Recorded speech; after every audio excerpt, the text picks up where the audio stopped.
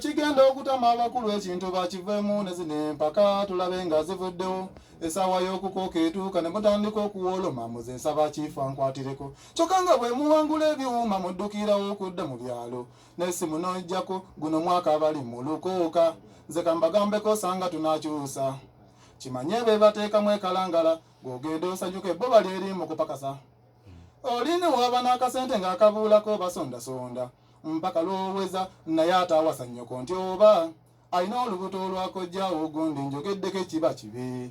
Abaana mwenna bannange nteesanga owammwe nti omuwanguzi ku luno ebintu tubyawulamu. Bakiifu tulina okubaddizangako. Oba owangudde poloti musenkyale ekyapa kidda kwa pakanso ne mujawulamu. Omuwanguzi ku luno ebintu tubyawulamu.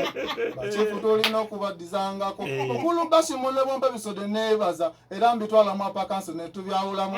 Obusungu bw'ennume wange. Enyimbira gyange ekitwe malamu amaanyi.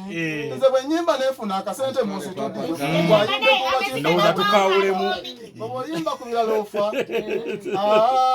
Amanyi mwemalamu kalangala abalanze olugendo lwa 3 mbunze nyina mukaaga njagala genda ne mulyoka mwesunga wano olunaku lw'ekalangala mmwe mwaka lya kalimbo w'envubu ate we mukomawo ku mwaka mwenna buli omujja n'essimu message kweyitira bano tubayambeko mu kubulekinga ezabwe zitama zisiba ku power bank awo ne bwofuna message naffe tutegeera nte ez'omuliro otaddemu abalala abaleeka n'obutebe mbunze kanyimirire n'eyimbira byange etuulaawo. Waliwo n'akalala akempulira mbu okuwoomesa empaka zino tusookewo ababazirwanako. Kyokka nga bo bajja ku siteegi newaba nga yimbye bubi enduulu mu muwe ery'enkyamu bituluma. Ebintu tubyawulamu. Bakiifu tulina okubaddizangako. Koba owangudde poloti musenkyale ekyapa kiddamu apakansi ne tujawulamu. Kati nawe bashima kusimbya ekizike tukyawulemu. Ekizike tukyawulemu. Bakuwadde ekizike tukyawulemu.